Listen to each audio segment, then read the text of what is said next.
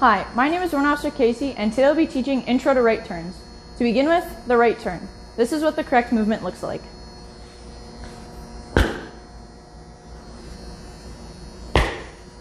Next is a right incline. This is what the correct movement looks like.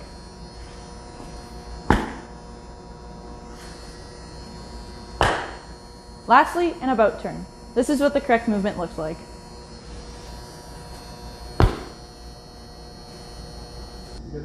To begin with, we will now be doing the squads for a right turn. Squad 1, Squad 2, Squad 3. Now we will be doing squads for the right incline. To begin with, Squad 1, Squad 2, Squad 3. Right turn, Squad 1.